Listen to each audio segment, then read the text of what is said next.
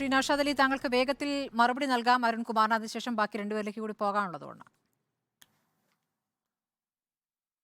അല്ല, തീർച്ചയായിട്ടും ഞാൻ മനസ്സിലാക്കും. ഞാൻ ഇവിടെ സ്മൃതി എനിക്ക് പറയാനുള്ളത്, ഈ അരുൺകുമാറിനെ സംബന്ധിച്ചിടത്തോളം അദ്ദേഹം ഈ രാഷ്ട്രീയ പ്രതിയോഗികൾക്ക് മേൽ അവർ പറഞ്ഞതായിട്ട് അവരെടുത്തതായിട്ടൊരു നുണ ഒരു നിലപാടുണ്ടാക്കി പറയുകയും പിന്നീട് അതുമായി ബന്ധപ്പെട്ട് ഇങ്ങനെ ചർവണം നടത്തുകയും ചെയ്യുന്നത് അത് അനാരോഗ്യകരമാണ് എന്ന് പറയാൻ ഞാൻ ആഗ്രഹിക്കുന്നു. ഞാൻ ഒന്നാമത്തെ കാര്യം പറയട്ടെ, ഇവിടെ ലീഗിന് കൂടുതൽ സീറ്റ് ചോദിക്കാൻ അർഹതയുണ്ട് എന്ന് എല്ലാ കോൺഗ്രസ് നേതാക്കന്മാർക്കും ബോധ്യമുണ്ട്. ഞാൻ പറയാണ് അതാണ് അത്. മുരളീധരൻ 6 സീറ്റിനും ലീഗിന് അർഹതയുണ്ട് എന്ന് പറയുന്നു. അങ്ങനെ ഒരു പ്രസ്താവന കാണിച്ചു തന്നാൽ അരുൺകുമാർ പറഞ്ഞ പണി ഞാൻ എടുക്കാം. അരുൺകുമാർ പറഞ്ഞ പണി. രണ്ടാമതായിട്ട് ഇവിടെ പലസ്തീന്റെ വിഷയം പറഞ്ഞു. പലസ്തീൻ വിഷയം ഉണ്ടായപ്പോൾ ഈ രാജ്യത്ത് ആദ്യമായിട്ടൊരു ദേശീയ അല്ല, ഞാൻ അയച്ചെന്ന താങ്കൾ പറഞ്ഞ പണി ഞാൻ എടുക്കാം. ഒന്ന്. രണ്ടാമതായിട്ട് ഇവിടെ ദേശീയ പരമോന്നത ബോഡി നിലപാട് ആദ്യത്തെ പാർട്ടി ഇന്ത്യൻ നാഷണൽ കോൺഗ്രസ് ആണ്. പലസ്തീൻ നിങ്ങൾ വെറുതെ പറഞ്ഞ് ശല്യപ്പെടുത്തണ്ട. കാര്യമുണ്ടെങ്കിൽ പറഞ്ഞോ, ഞാൻ കേൾക്കാം. പലസ്തീൻ വിഷയത്തിൽ ആദ്യമായിട്ട് അത്തരമൊരു നിലപാടെടുത്ത പാർട്ടി കോൺഗ്രസ്. കേരളത്തിൽ ആദ്യമായിട്ട് പലസ്തീൻ വിഷയത്തിൽ ഒരു റാലി നടത്തിയ പാർട്ടി കോൺഗ്രസ് ആണ്. മലപ്പുറം ജില്ലാ കോൺഗ്രസ് കമ്മിറ്റി മലപ്പുറത്ത് റാലി നടത്തി. അത് കഴിഞ്ഞിട്ടാണ് എല്ലാ പാർട്ടി പരിപാടിയും നടന്നത്. അത് കഴിഞ്ഞ അവസരം ഞങ്ങൾ കോഴിക്കോട് റാലി നടത്തി. ഇതാണ് പലസ്തീൻ വിഷയത്തിലെ കാര്യം. ഇവിടെ രാമക്ഷേത്രത്തിൻ്റെ കാര്യം പറഞ്ഞു. രാമക്ഷേത്രത്തിൽ കോൺഗ്രസ് എന്ത് നിലപാടെടുക്കുന്നു എന്നാണ് രാജ്യം ഉറ്റുനോക്കിക്കൊണ്ടിരുന്നത്. കോൺഗ്രസ് സുചിന്തിതമായ നിലപാടെടുത്തു. ഞങ്ങളതിൽ പോകുന്നില്ല, അതൊരു രാഷ്ട്രീയ പരിപാടിയാണ് എന്ന്. CPM-ന് ഇതിൽ എന്ത് കാര്യം? ഇവരെന്ത് നിലപാടെടുക്കുന്നു എടുക്കുന്നില്ല എന്ന് ആരെങ്കിലും നോക്കുന്നുണ്ടോ?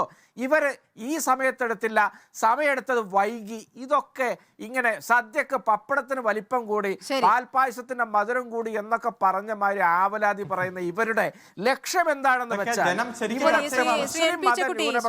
ഏതെങ്കിലും തരത്തിലെ കോൺഗ്രസിൽ നിന്ന് അകറ്റാമോ എന്ന് ഓരോ വിടുവേലകൾ ലീഗിന് പക്ഷേ ന്യൂനപക്ഷ അവകാശങ്ങളുമായി ബന്ധപ്പെട്ട് അല്ലെങ്കിൽ ന്യൂനപക്ഷ അവകാശങ്ങൾ ലംഘിക്കുന്നതുമായി ബന്ധപ്പെട്ട് കോൺഗ്രസ് വേണ്ട രീതിയിൽ പ്രതികരിക്കുന്നില്ല എന്നുള്ള പരാതിയുണ്ട് എന്നുള്ളൊരു യാഥാർത്ഥ്യം തന്നെയല്ലേ? ആ യാഥാർത്ഥ്യം കോൺഗ്രസ് മനസ്സിലാക്കാത്തിടത്തോളം കാലം, അല്ലെങ്കിൽ ഇപ്പോൾ ഈ സീറ്റ് ധാരണ ഇപ്പോൾ ആയിരിക്കുന്നു, അത് ആവാതിരിക്കുകയും മുന്നോട്ട് ഈ രൂപത്തിൽ പോവുകയും ചെയ്താൽ വലിയ പ്രതിസന്ധിയിലേക്ക് ഈ ബന്ധം പോകാനുള്ള സാഹചര്യം ഉണ്ടായിരുന്നില്ല യഥാർത്ഥത്തിൽ. ചുരുക്കി അല്ല, ആ സാഹചര്യം നിലനിൽക്കുന്നുണ്ട്. അതൊരു കോൺഗ്രസിനെ സംബന്ധിച്ചിടത്തോളം കോൺഗ്രസ് അതിൻ്റെ ചില സങ്കീർണതകളുണ്ട്. കേരളത്തിൽ ഇപ്പോൾ കോൺഗ്രസിൻ്റെ സ്ഥാനാർത്ഥികൾ, നിലനിൽക്കുന്ന സ്ഥാനാർത്ഥികൾക്ക് സീറ്റ് വീണ്ടും കൊടുക്കുക എന്ന് പറഞ്ഞാൽ എത്ര മുസ്ലിം കാൻഡിഡേറ്റ്സ് ഉണ്ടാവും? ആരും ഉണ്ടാവില്ല. കാരണം ആകെ ഉണ്ടായിരുന്നത് പിന്നെ ഷാനവാസാണ്. അദ്ദേഹം മരിച്ചു. ആ സീറ്റാണ് രാഹുൽ ഗാന്ധി കൊടുത്തിരിക്കുന്നത്. അപ്പോൾ യഥാർത്ഥത്തിൽ കോൺഗ്രസിൻ്റെ മുസ്ലിം റെപ്രസെൻറ്റേഷൻ വളരെ വളരെ കുറവാണ്. അവർക്ക് പല കാരണങ്ങൾ പറയാം. പക്ഷേ ആഡക്വേറ്റ് റെപ്രസെൻറ്റേഷൻ ഓരോ കമ്മ്യൂണിറ്റിക്കും ഉള്ളതാണ്, അർഹതയുള്ളതാണ്. മറുഭാഗം നമ്മൾ നോക്കൂ. മറുഭാഗത്ത് CPM-ന് 15 സീറ്റാണ് അവർക്കുള്ളത്. 15 സീറ്റിൽ 4 പേർക്കാണ് അവർ സീറ്റ് കൊടുത്തിരുന്നത്. എന്ന് വെച്ചാൽ ആഡക്വേറ്റ് റെപ്രസെൻറ്റേഷനിൽ കൂടുതൽ CPM കൊടുത്തിരിക്കുന്നു.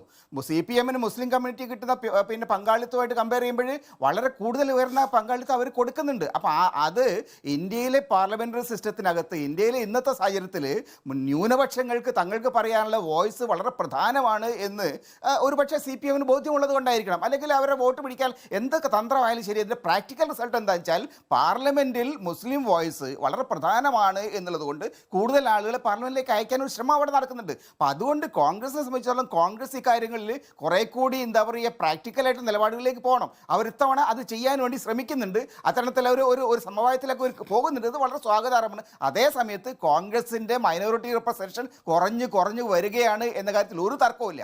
ശരി, ഡോക്ടർ എം എൻ കാരശ്ശേരി, ഇക്കാര്യത്തിൽ താങ്കൾക്കും മറ്റൊരു അഭിപ്രായമില്ല എന്ന് കരുതുന്നു.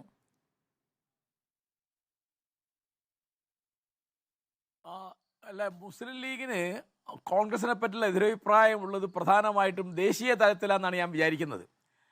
മുസ്ലിം ലീഗിന് കാര്യമായി ഒരു ശക്തിയുള്ളത് കേരളത്തിലാണ്. ഇപ്പം തമിഴ്നാട്ടിൽ നിന്ന് ഒരു MP ഉണ്ട് എന്നുള്ളത് ഒഴിച്ചാൽ ലീഗ് വേറെ എവിടെയും കാര്യമായിട്ടില്ല. പക്ഷേ അഖിലേന്ത്യാ പ്രശ്നങ്ങളിൽ കോൺഗ്രസ് തങ്ങളുടെ കൂടെ നിൽക്കുന്നുണ്ട് എന്നൊരു അനുഭവം അവർക്കില്ല. ഇപ്പോൾ ഒരു ഉദാഹരണം പറഞ്ഞാൽ, ആ രാമക്ഷേത്രത്തിൻ്റെ തറക്കല്ലിടൽ പരിപാടിക്ക് തന്നെ ക്ഷണിച്ചില്ല എന്ന് പരാതി പറഞ്ഞു ആര്? പ്രിയങ്ക ഗാന്ധി. ഞാൻ ഒരു ചെറിയ ഉദാഹരണം പറയാം.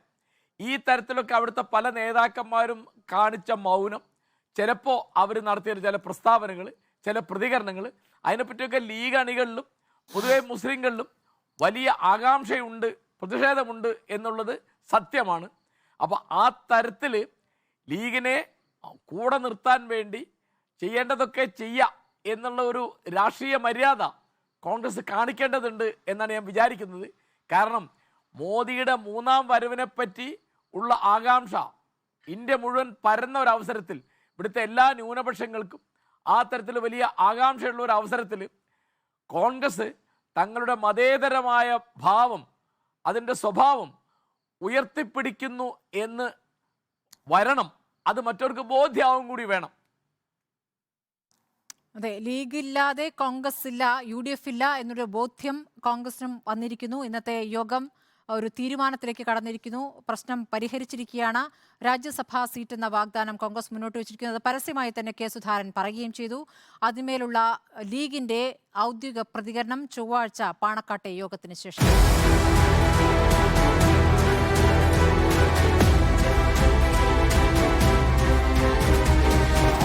ഡിബേറ്റ് വിത്ത് സ്മൃതി പരുത്തിക്കാട്.